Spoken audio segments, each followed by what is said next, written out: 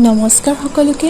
গৰম কেনেকুৱা পৰিছে বহুত নহয়নে? আৰু এই গৰমত অত্যাধিক তেল আৰু মছলাযুক্ত আহাৰ খাবলৈ একেবাৰে মন নাযায়। সেইবাবে মই আজি একেবাৰে সাধাৰণভাৱে বনালোঁ চিকেন ৰেচিপি। আহকচোন আপোনালোকৰ লগতো ৰেচিপিটো শ্বেয়াৰ কৰোঁ।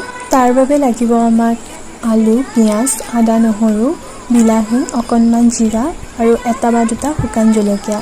অকণমান তেলত মই প্ৰথমে আলুখিনি হালধি আৰু নিমখ দি ফ্ৰাই কৰি লৈছোঁ। সেইখিনি তেলতেই মই অকণমান চেনি দিছোঁ। চেনিটো একেবাৰে অপশ্যনেল। তাৰপিছতেই মই তাতে দিছোঁ দুখিলা তেজপাত আৰু পিঁয়াজখিনি ফ্ৰাই কৰি লোৱাৰ পিছতেই মই আদা, নহৰু, শুকান জলকীয়া আৰু জিৰাৰ পেষ্টখিনিও দি দিম। তাৰপিছতেই মই দিম কাটি ৰখা বিলাহীখিনি। তাৰপিছতেই হালধি আৰু নিমখ আৰু অকণমান পানী দি মই ফ্ৰাই কৰিম যাতে মছলাখিনি লাগি নাযায়। আৰু ইয়াত মই কোনো ধৰণৰ পেকেটৰ মছলা ব্যৱহাৰ নকৰোঁ। তাৰপিছতেই মই চিকেনখিনিও দি দিম তাতে। আৰু মই যিহেতু ব্ৰইলাৰ চিকেন লৈছিলোঁ আৰু ব্ৰইলাৰ চিকেনখিনি মই প্ৰথমে গৰম পানীত অকণমান সময় উতলাই ৰাখিছিলোঁ। আৰু তাতে মই দি দিম ফ্ৰাই কৰি ৰখা আলুখিনি। আলু আৰু চিকেনখিনি ফ্ৰাই কৰি লোৱাৰ পিছতে আজিৰ মেইন ইনগ্ৰিডিয়েণ্টছ হৈছে বাঁহগাজ, আৰু বাঁহগাজখিনিও মই চিকেনখিনিত দি দিম। চিকেনখিনিত আৰু বাঁহগাজখিনি মই ভালদৰে ফ্ৰাই কৰিম। ফ্ৰাই কৰি লোৱাৰ পিছতে মই তাতে পানী দিম। পানী আপোনালোকে নিজৰ জোখ অনুসাৰে দিব।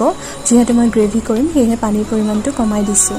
তাৰপিছতে মই চিকেনখিনি ঢাকন মাৰি সিজিবলৈ দিম। শেষত অকণমান মান ধনিয়া দিছোঁ আৰু ইয়াত চিকেন ৰেডি।